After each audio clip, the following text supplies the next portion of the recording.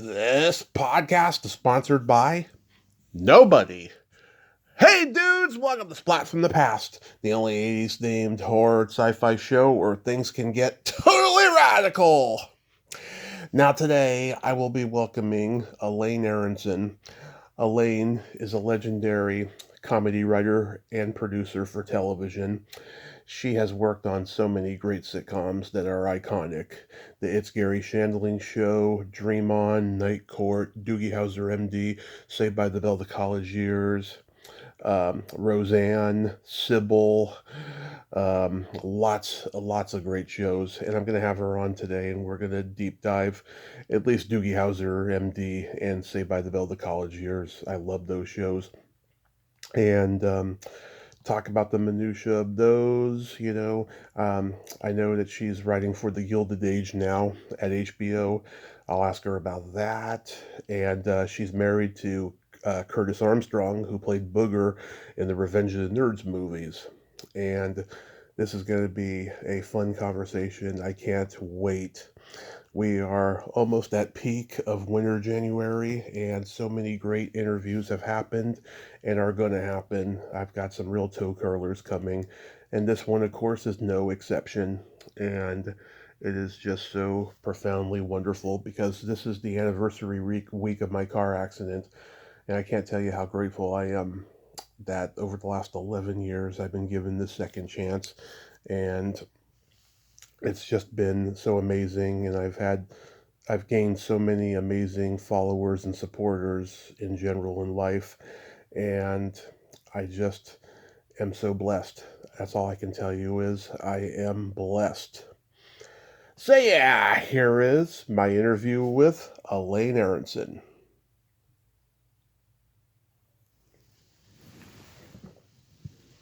Hello. Hey Elaine, welcome to the show. How are you today? I'm good. How are you? I am fantastic. I can't tell you what a great Good. honor this is. Thank you so much for coming on today. Yeah, pleasure. No problem. It's a good break from work. Awesome. So, going back in time, you were originally on the trajectory of dancing before comedy writing, right? Yeah. That's what I had started. Well, I was a dancer when I was younger, and that's how I started college. I had a dance scholarship, and then I changed to a theater major when I changed colleges, and very quickly realized that I was not going to be a dancer. Wow. What sparked that idea? That I wasn't going to be a dancer? Yeah. I didn't. I just knew that I wasn't really good enough to make it, and also the classes that they taught to dancers were really stupid. Mm-hmm. And if I really wanted to be a dancer, then I really needed to drop out of school because it was just a waste. It was just terrible. So I just decided I would, continue in theater, which is what I really wanted to do. But I really wasn't involved in any theater at all in my 5 years of 4 colleges. Mm-hmm. It was a very strange trajectory because I went from private colleges to public college, Mm-hmm. and suddenly I needed to take real classes, Yeah. and that was kind of a shock to my system. So, yeah, I went to 4 colleges. Did you train in all types of dancing? I started as a modern dancer doing modern, and then, I did ballet. I did everything. Yeah, pretty much. And then even when I wasn't, after I decided I wasn't going to be a dance major, I still took classes with the dance majors, and, I hung in there for a long time. But when I finished school, I absolutely stopped dancing because I didn't like the classes in Los Angeles. So Mm-hmm. I just stopped. And it's too bad because I would have been amazing now if I kept it up. Yeah, my mom was a dancer in her early years. In fact, she was almost a Dean Martin gold digger dancer. And Oh my God! Wow. yeah, it's kind of a pre-claim to fame kind of a thing. So, did you do school plays when you were a kid? I did. I did school plays, and I was the choreographer for my school. And there are a lot of people who come from Newton, Massachusetts, which is where I'm from. Like tons of, people went to our high school, and, Amy Poehler and John Krasinski and B.J. Novak and a bunch of writers and directors. And the theater programs were really outstanding in our high school. And so a lot of people got their start there, and I got my start in my third year, I was the choreographer. So I started by dancing in the shows there, and then I became the choreographer, which was a big deal.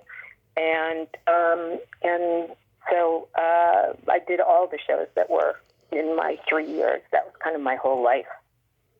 Did you grow up a comedy fan? No, not really. No, that was never an aspiration. I loved, when I was younger, I loved musical theater. Yeah. The old musicals, Judy Garland and Fred Astaire and Gene Kelly. And that's really the kind of dancer I wanted to be, which obviously didn't exist anymore. And I would never have been good enough to be on Broadway. But comedy was not on my radar, even though I always wrote. I was always a writer, but I never thought about doing comedy. I was, kind of a funny person, but I never saw it as a career path. I didn't even know it existed, when I was growing up. It wasn't, nobody knew, how television shows were made in, Newton, Massachusetts. So it was a complete surprise when I turned in that direction. Did you come from a funny family? Yeah, kind of. One side of my family was funnier than the other, but my grandmother on one side was like her and her friends used to do Yiddish theater, and they had their own comedy troupe, and so I think it was probably in my bloodline from that side. And she was funny. All of those old ladies were really funny, and I loved hanging around with them, and I played cards with them. And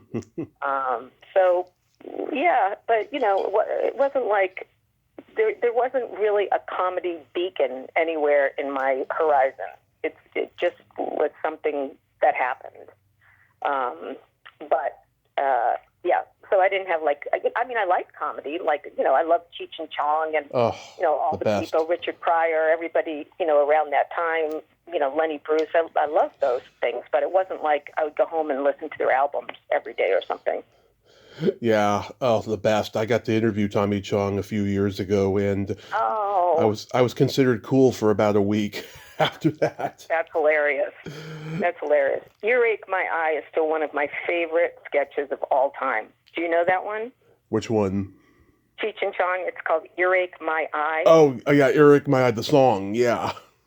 It starts off the song, and then it becomes the father and son arguing. Yeah. Right. Yeah, I love that so much. Oh, I love that. Yeah, I do too. That's a classic. Yeah, it's a great sketch.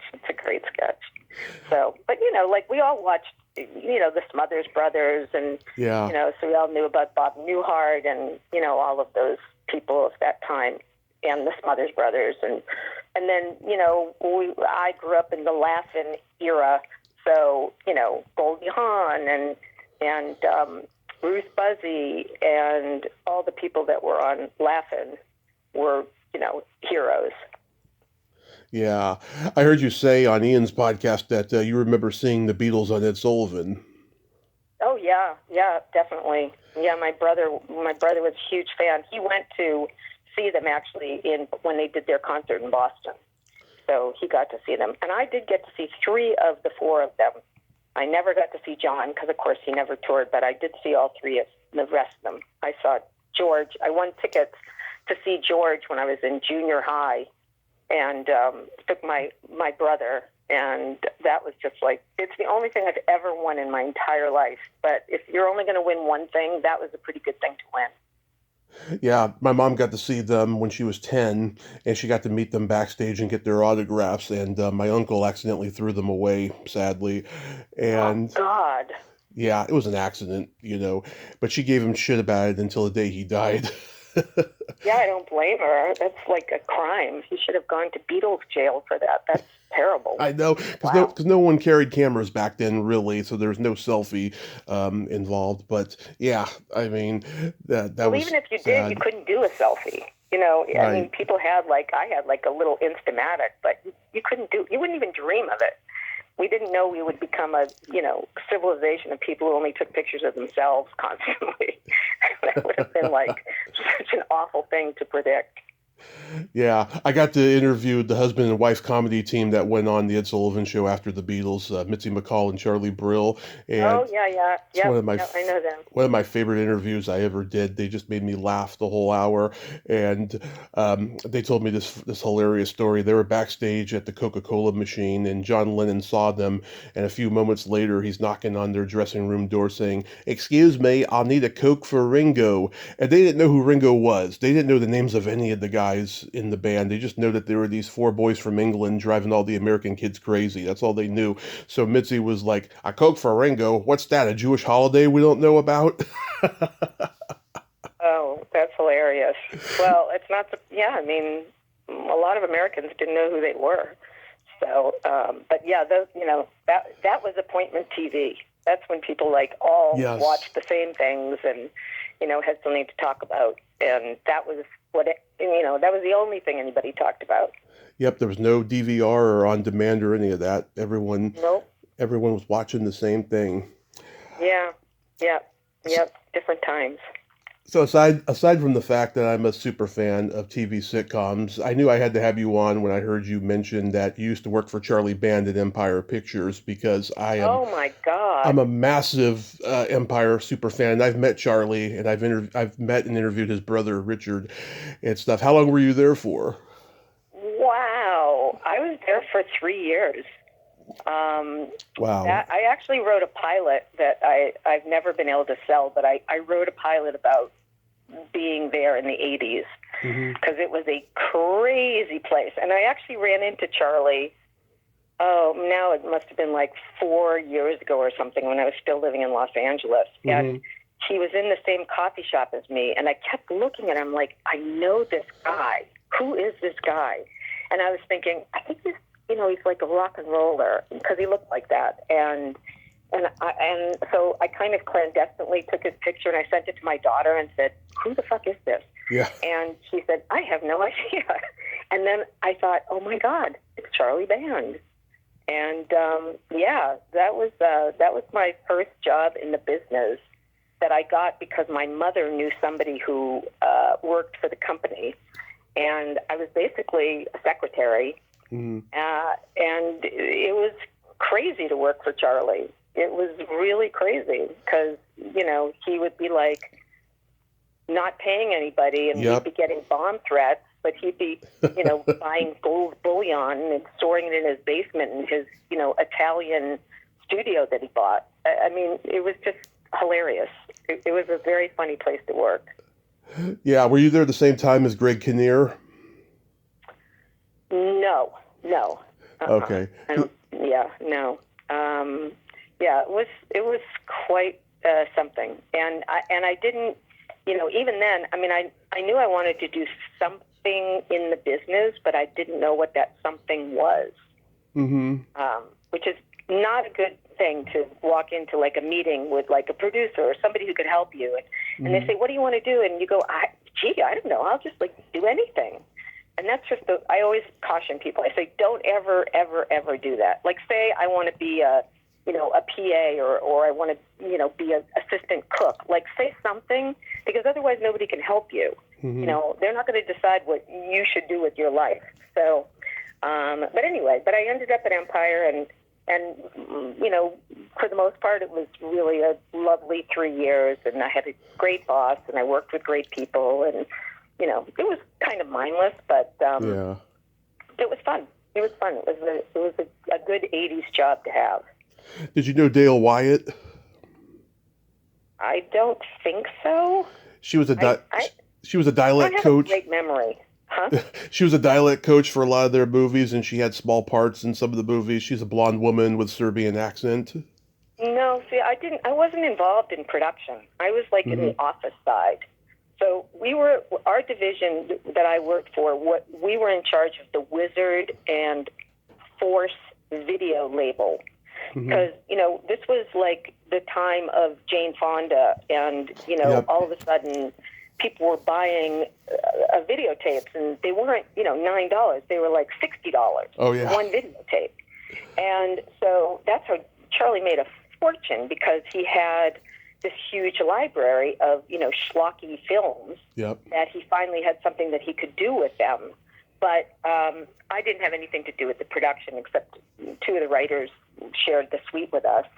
But, I didn't have anything to do with that. But, they didn't shoot, they shot in Italy, and the movies that were Wizard and Force, were properties that they bought pretty much, and then they did they did a few of their own direct-to-video, like, such titles as Breeders, Puppet Master, and real crap. Yeah. But it was fun, and I wrote a pilot about it, and I wish somebody would buy it, because it was really funny. Oh, I bet it is, because I mean, you look at their movies and they're so odd, but yet they're also so entertaining too, and they have Charlie's stamp on them, Well, yeah, one of the things that I actually had in my show, which is what Charlie would do, is they'd have all of this artwork. They'd have all of these one-sheets made, and then he'd bring them to con, and if somebody said, like, hey, I want to buy that, then we'd make the movie. It was crazy. It was totally crazy. Yeah. Everything was backwards there. Nothing was like the way that it was supposed to be. But it was fun. It was pretty crazy. It was like sex, drugs, and rock and roll. It was a very, crazy place. Love it. So how do you meet Ron Zimmerman and like fall into the world of comedy writing? Oh, how did you know that? You said it on Ian's podcast. Oh, did I? Yeah.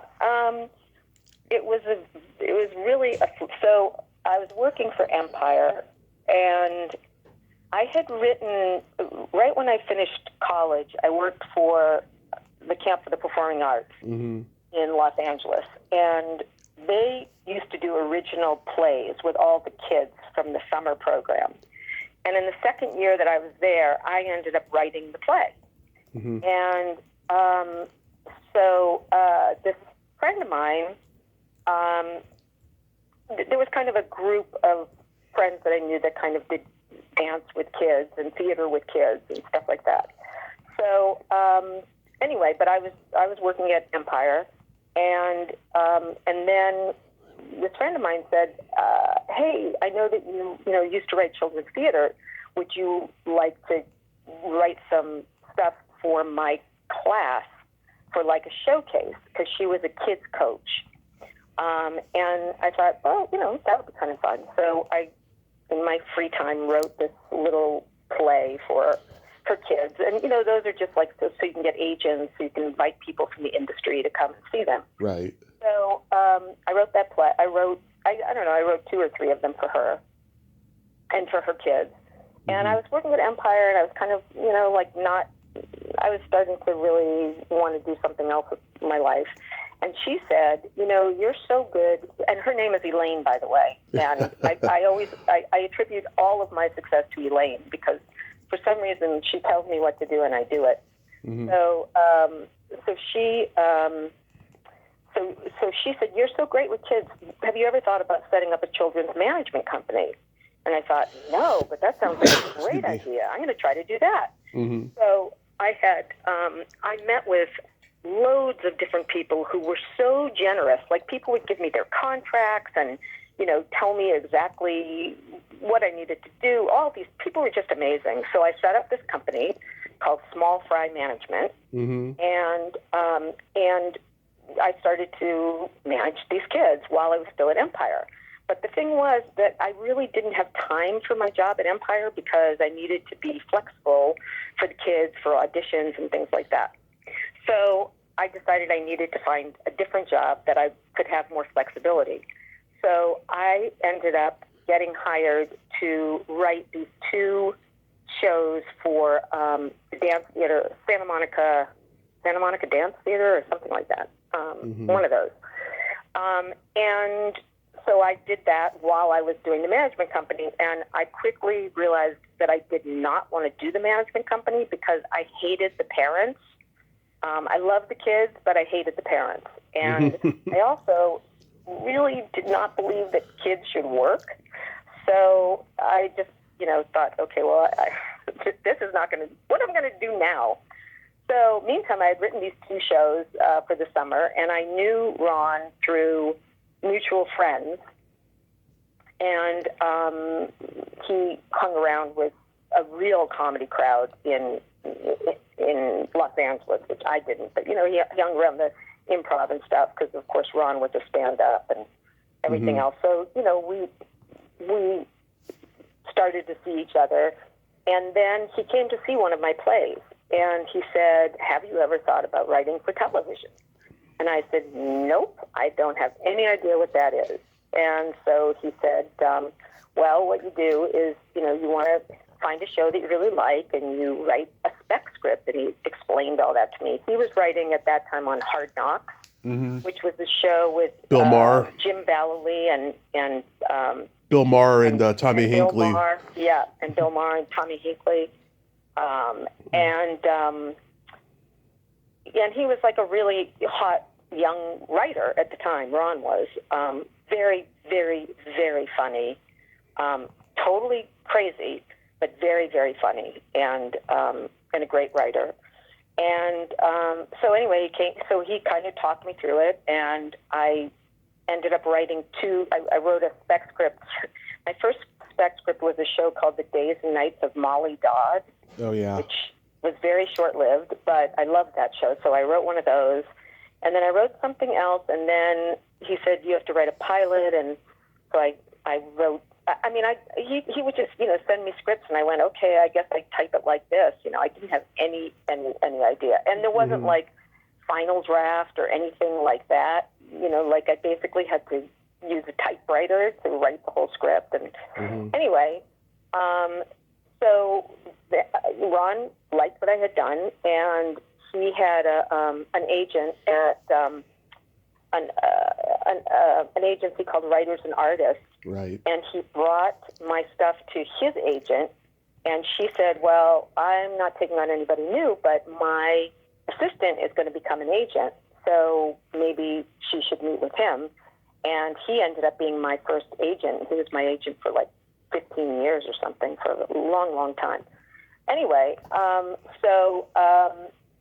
very, very shortly after I got representation, like a matter of weeks, I got a call that they were looking for a female on It's Garry Shandling show, and they wanted to meet me.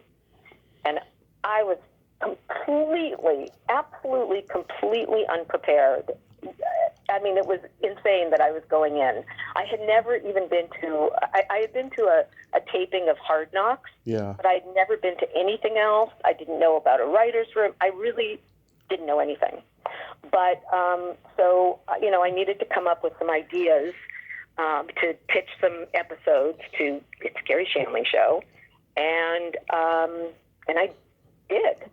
And Alan Cybill offered me a job as a quote-unquote researcher, which was a kind of an unsanctioned title from the Guild. But they were offering me $600 a week, which was more than I'd ever made in my life.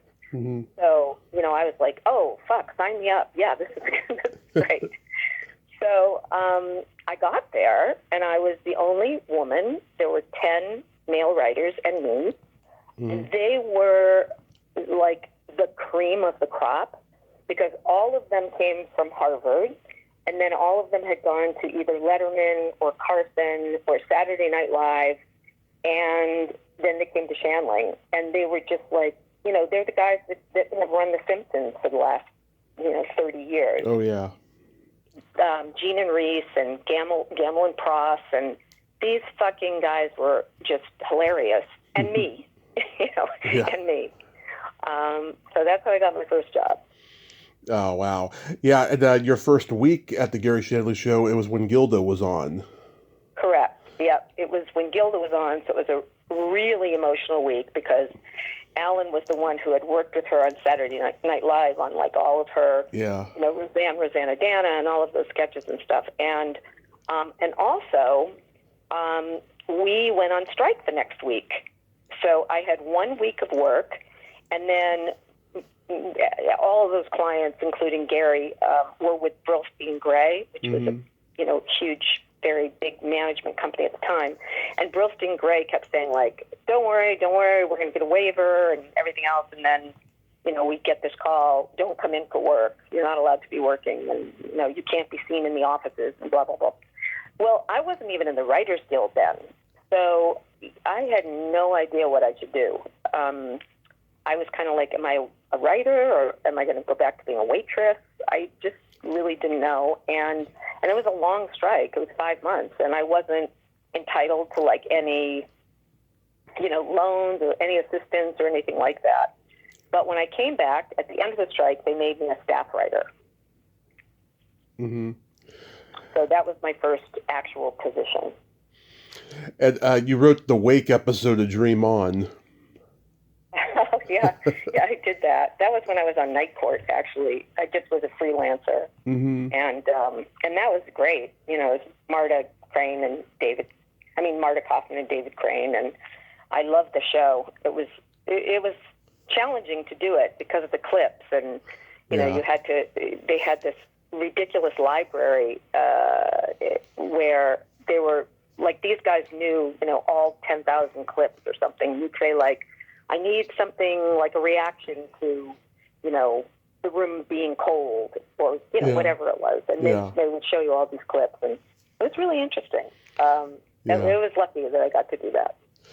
Yeah, that was a funny episode, I remember. I used to watch that show religiously, but it hasn't been seen much over the clips, the licensing of the clips and everything. Yeah, no, not at all. But I had the greatest cast. I had Pat Paulson was in that show. Oh, yeah. And Ronald Reagan Jr. was in that show. And Lionel Standish. Standard? Yeah. He was in the show, and I can't remember who else, but yeah, that was great. I was around when they were shooting it, but I was on Night Court. I was never on that show. Yeah, Larry Linville from MASH, of course, was in that episode. Larry Linville, yeah, he was on the episode. It was crazy. At that time, like, everybody wanted to do that show. Yeah, Mindy Cohn from The Facts of Life, she was on there. Yeah. Well, Brian Ben was very popular then. Yeah. So it was just a cool show to do. So they got a lot of people, and of course, the amount of people I met at Shandling was insane because the most bizarre people did Shandling. We had like a roster of thousands who did this 3-part episode that I did with Alan's wife Al called Save Mr. Pex. Yeah. And we had Tony Orlando and Dawn, and Rob Reiner and Carl Reiner and Chevy Chase and Martin Mull. Just this crazy amount of stand-ups. Comedy legends. Yeah, so many legends. And then, Tom Petty would come and hang around on the set. And oh, yeah, I heard he used to hang around Garry Shandling. Yeah. yeah, he was a friend of Garry's, and he would just want to show up. Like, he'd be like, you don't have to be here until, run through or whatever. He just wanted to be there. So it was a crazy. Red Buttons was on an episode. Oh, and, wow. We had so many interesting people who did that show. Father Guido Sarducci, he was around. Yeah, it was crazy. So I'm a Doogie Howser super fan. I watched the show in prime time growing up, and I've owned all 4 seasons on DVD the last 20 years. But by the time you got there, the show had kind of moved away from the absurd humor and became more dramatic and stuff. Did you realize that at the time?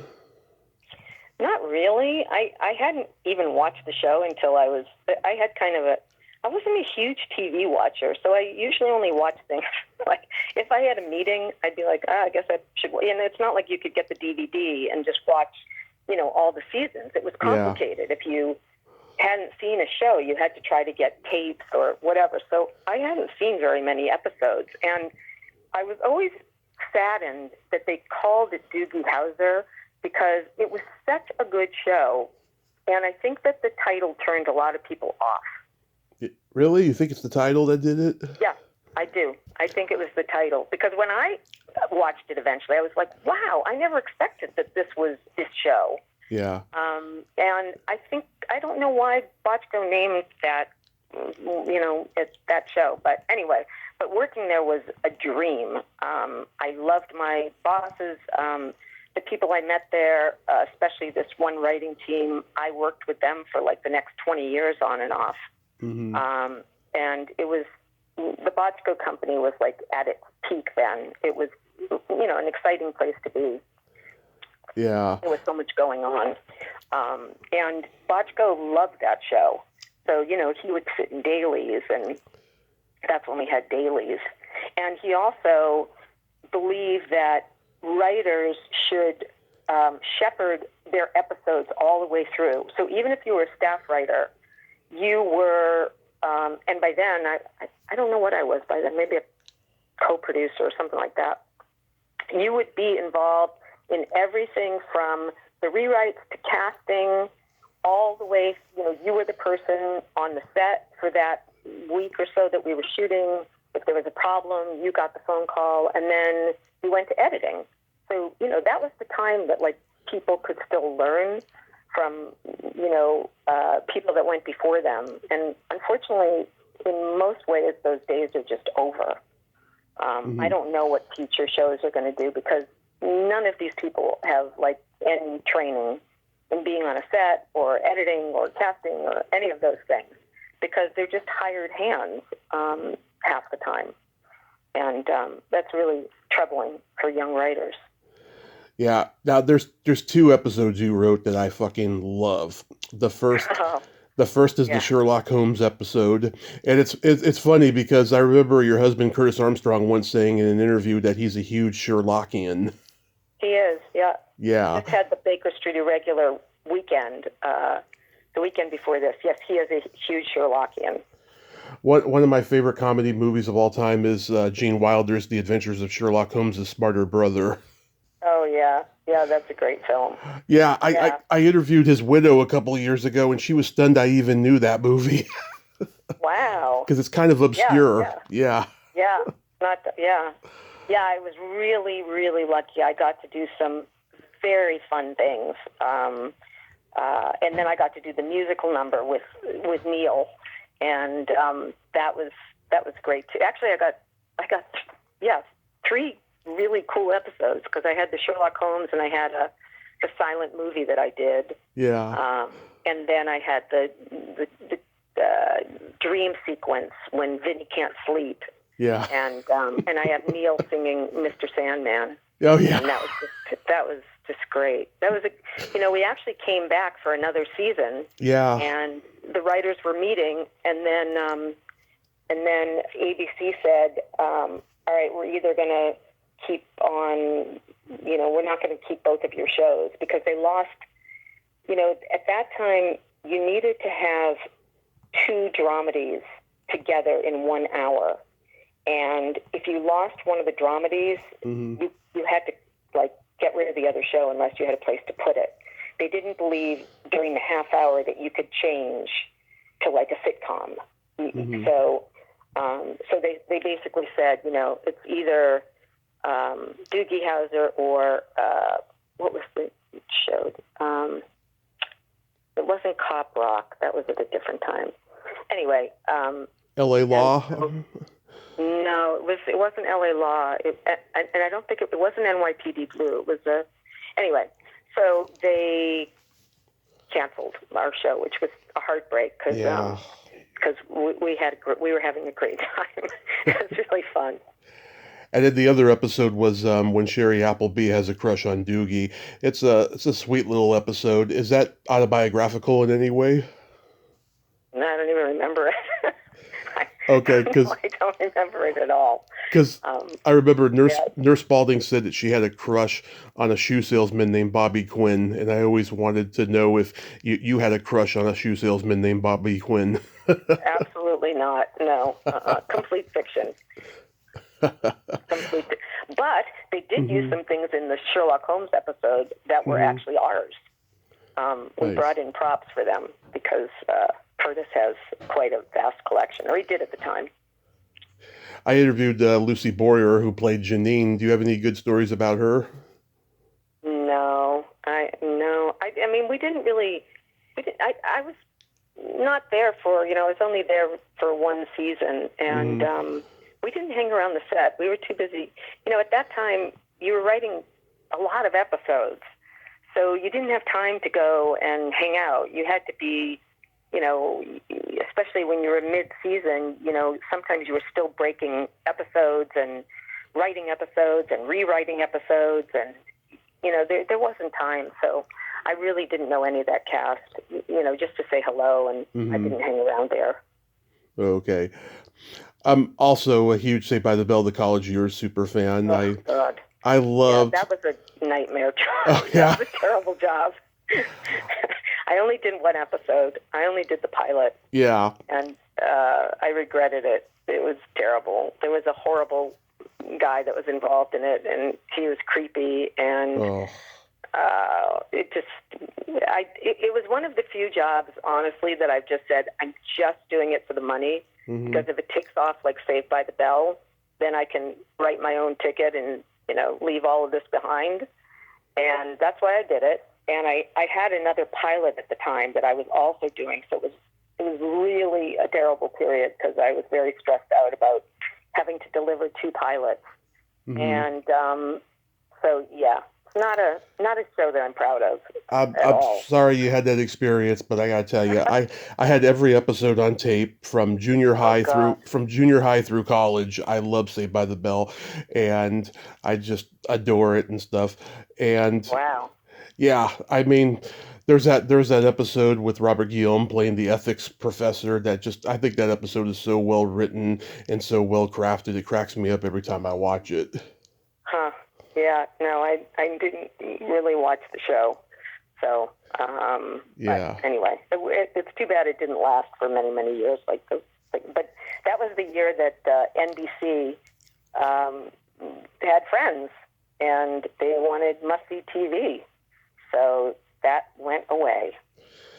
Yeah, you guys did the wedding in Las Vegas episode in which an old friend of your husband's, Marianne Mueller-Lie, was in that episode. I've interviewed. Muller-Liley. Yeah, Yeah, Marion Muller-Liley. Yeah, I yeah, don't know what that episode was. Like I said, I never saw any of them.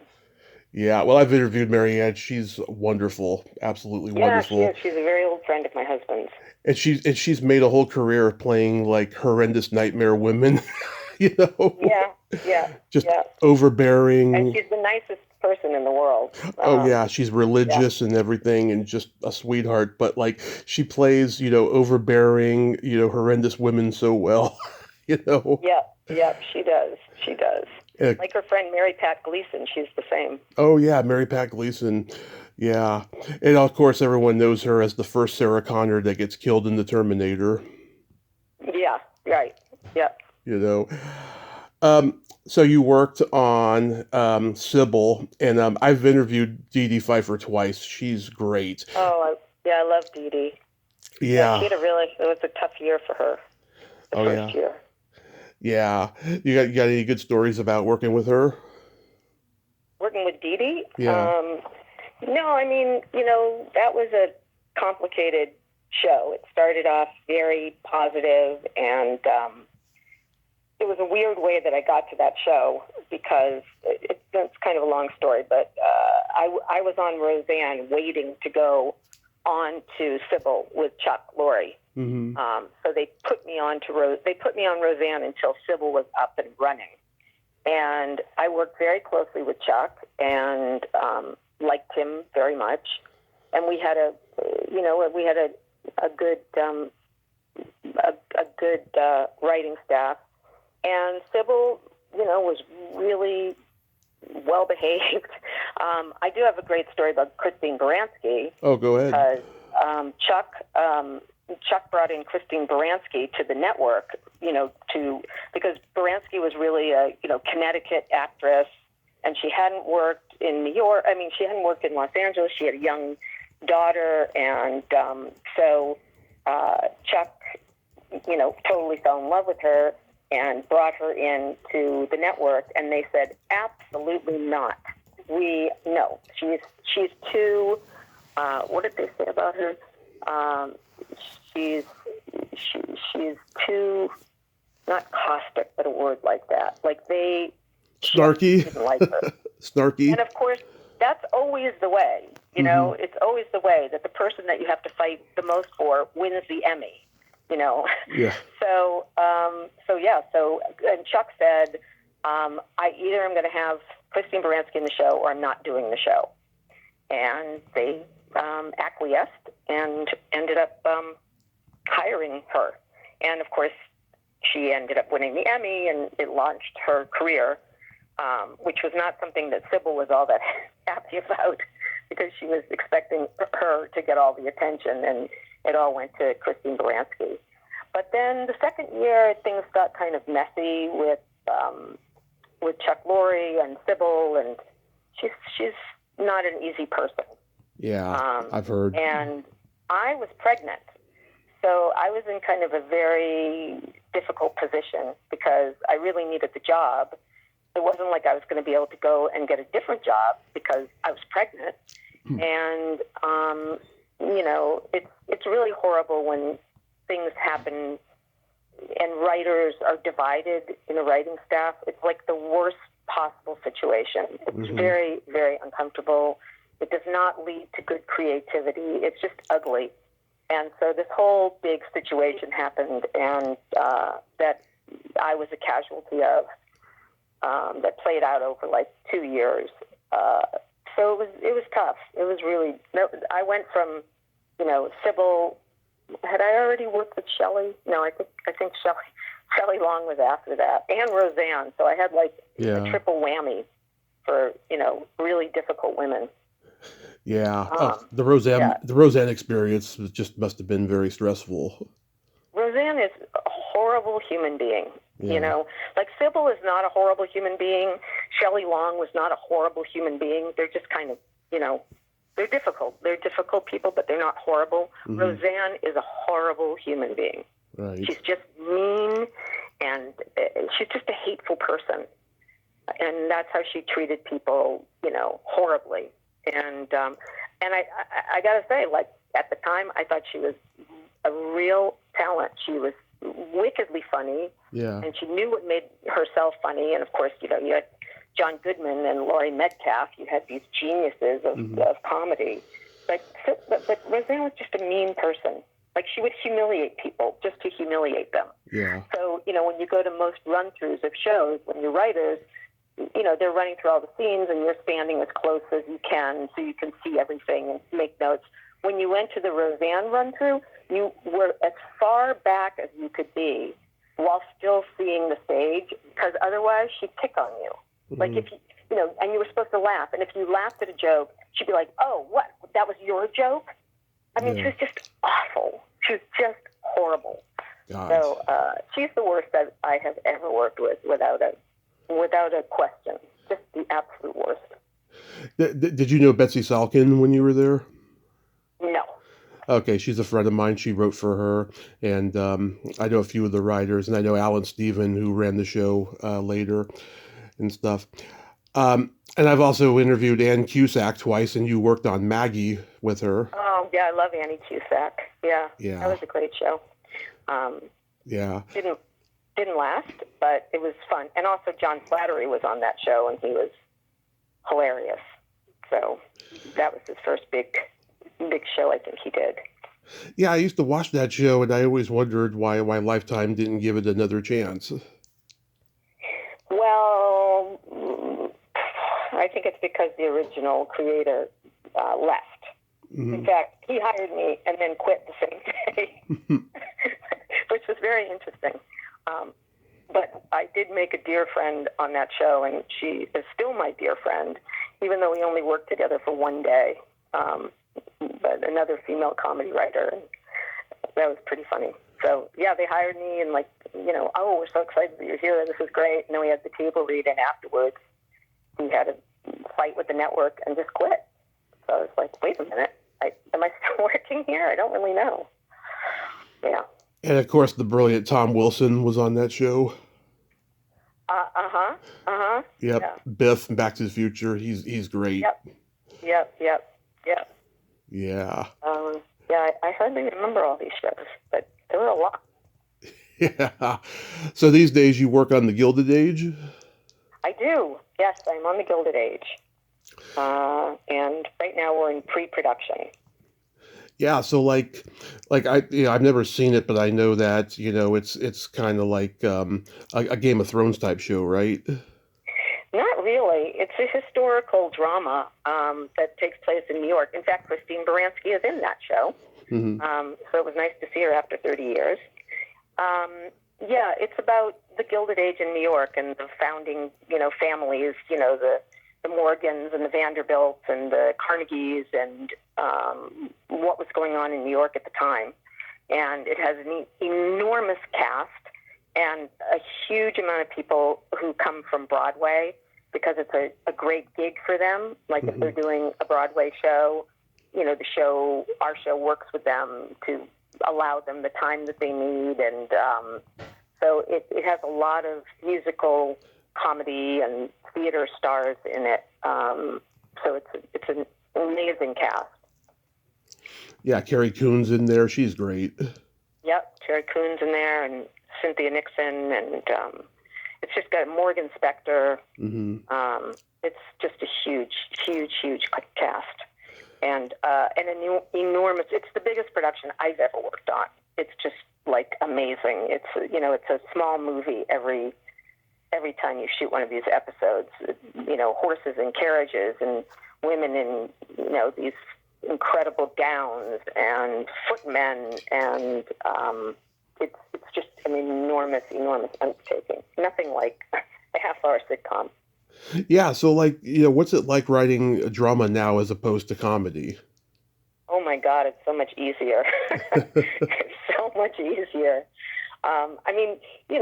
We have challenges because we have to make sure things are historically correct and that language is correct. There are things that you just wouldn't say, or you have to kind of familiarize yourself with that. And we have historians that we work with, so we make sure that things stay in period.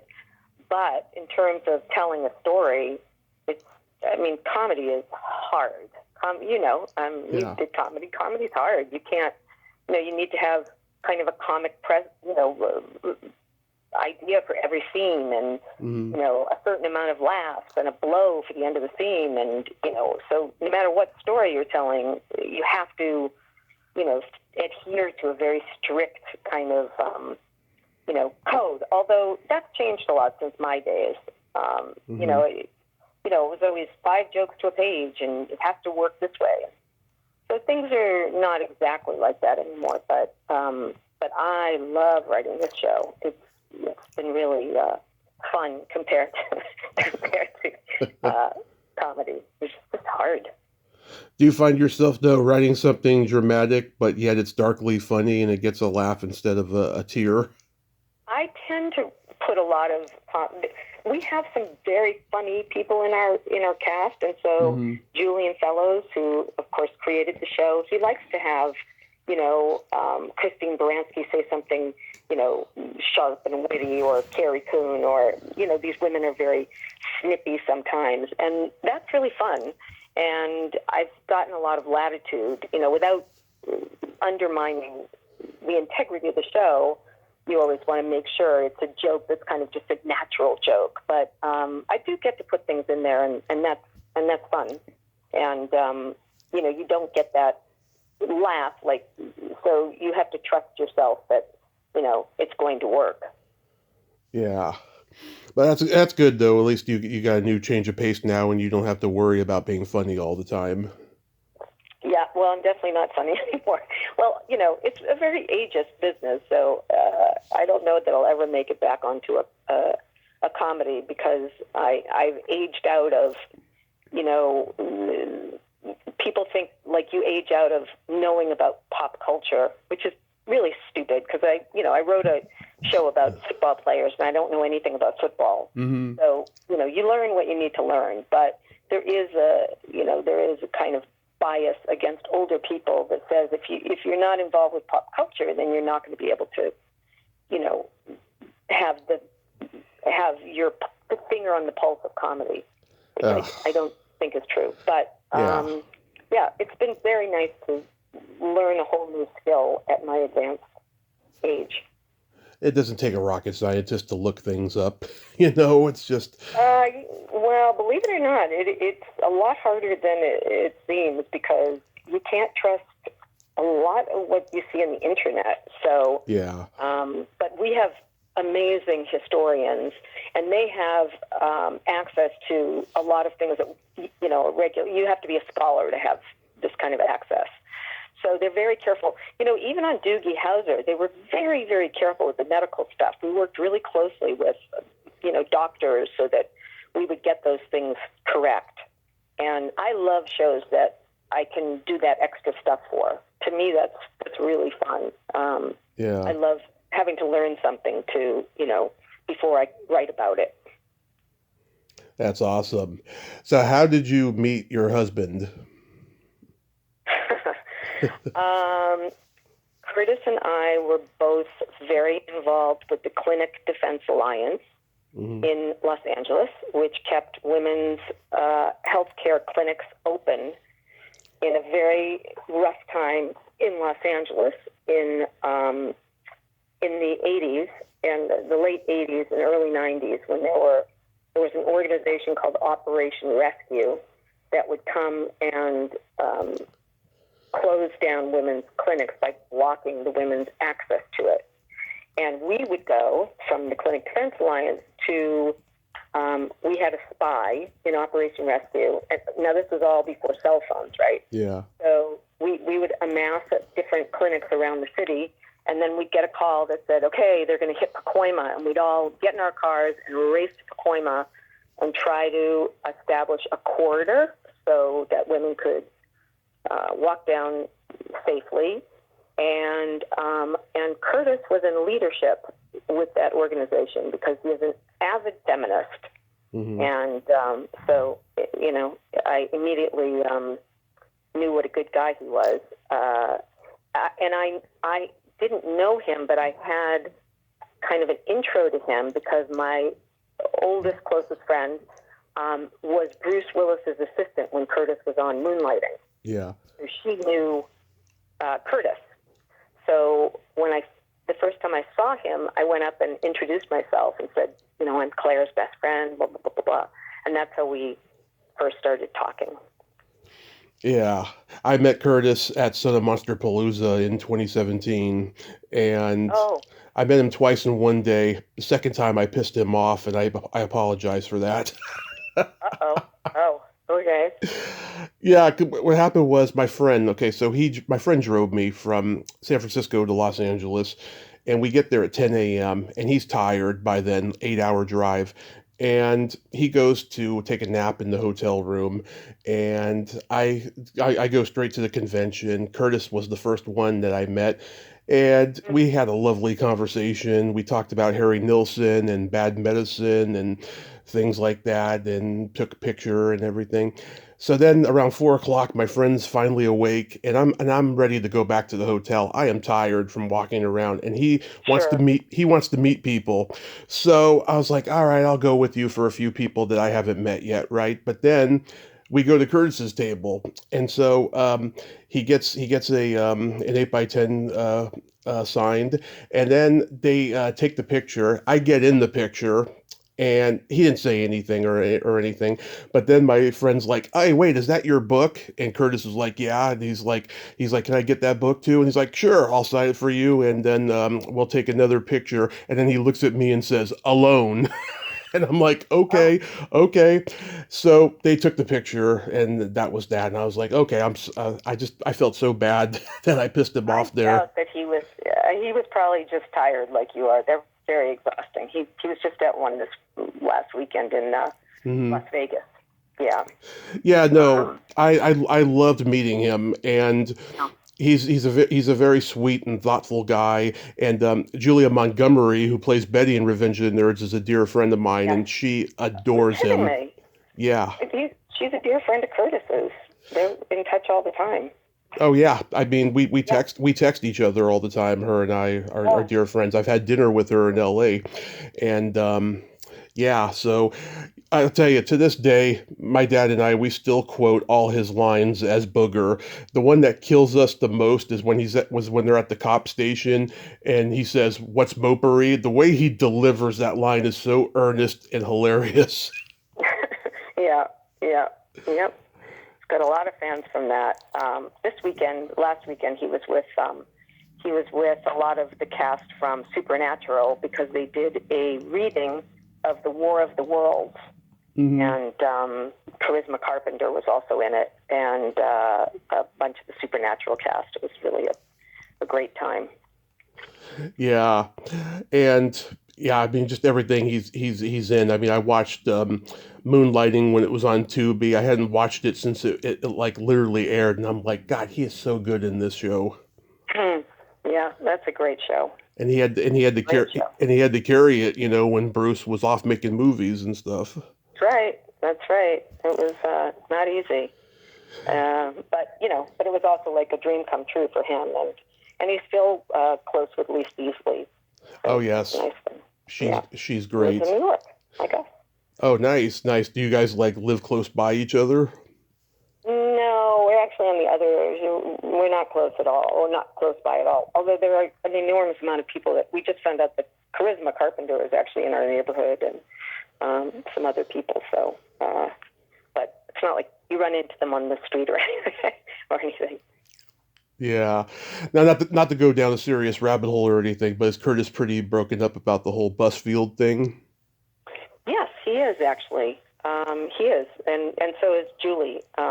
Everybody is. It's hard to know what's the real story, but whatever the real story is, it will cost him his career, and Yeah.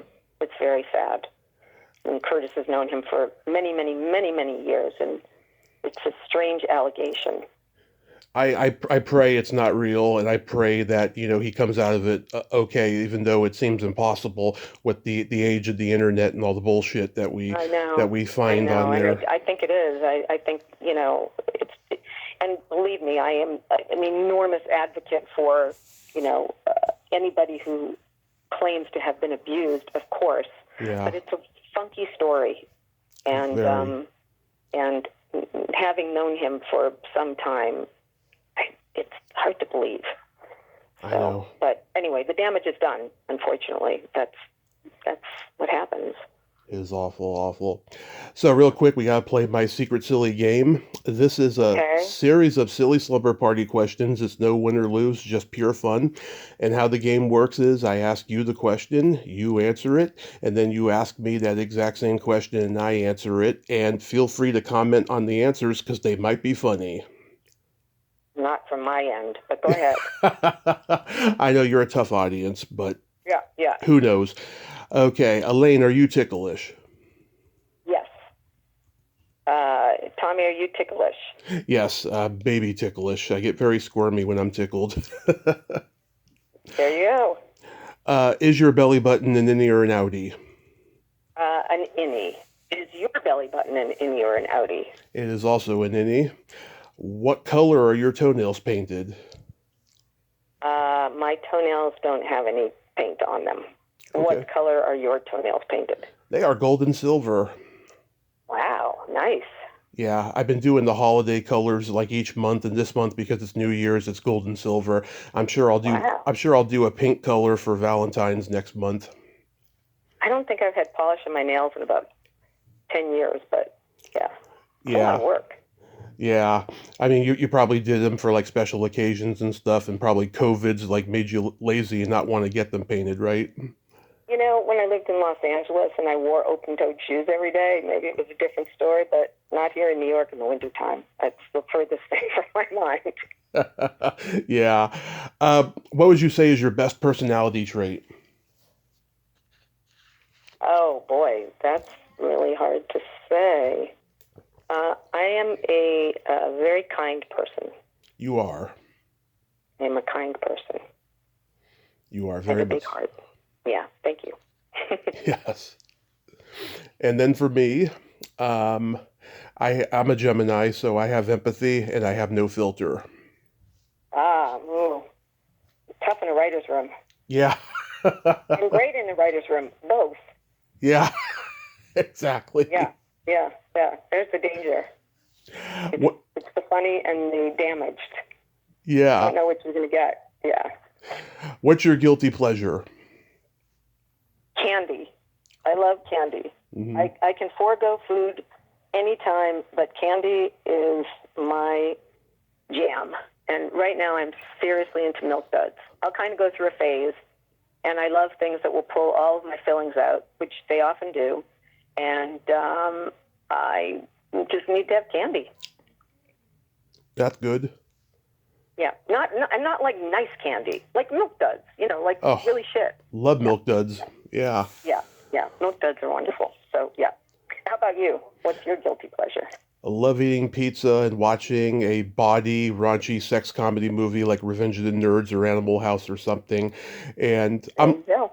I'm like the least broy kind of guy and stuff, but my sense of humor is very bawdy and dark and stuff. So, I like seeing that kind of humor Mhm. just for, Mhm. the way I'm wired, you know. A- Yep. And Yep. I and got you. I get it. and then Um, and then my favorite question, is there a stinky smell that just makes you gag? is that a stinky? All stinky smells make me gag. Uh, yeah. Yeah. I don't like stinky smells. What about you? Either farts or feet. Mhm. Yeah. The I just have a blanket policy against all of it. the classics. Yeah. Yeah. That's it. Um, Elaine, thank you so much for coming on today. And been a pleasure. yes, you are kind and you are just so wonderful. And I want to thank you so much for making me laugh in my childhood. Oh, well, I'm so glad to hear that. There were many, many wonderful shows and many great experiences, and I was very lucky to be a part of so many of them. So thank you, and go watch a raunchy comedy. Absolutely. And you be safe out there. And tell Thank you. Curtis I said hi. I will do that. Okay, Okay. Tommy. Take care. Take care. Bye Bye. bye. Well, there you have it. Elaine Aronson, ain't she a sweetheart? Oh my God, I friggin' loved her. She is a very kind, compassionate person, and she is very, very, very funny. And she's a tough audience, but hey, I mean, there was a couple laughs here and there and stuff, but she is a really kind person. I'm so glad we got to talk today, and I'm so sad about the Saved by the Bell the college years experience. I friggin' love that show, nevertheless. Well, until next time, this is Tommy Throwback Kovac saying, there's no shame in living in the past because the present sucks. Later, dudes!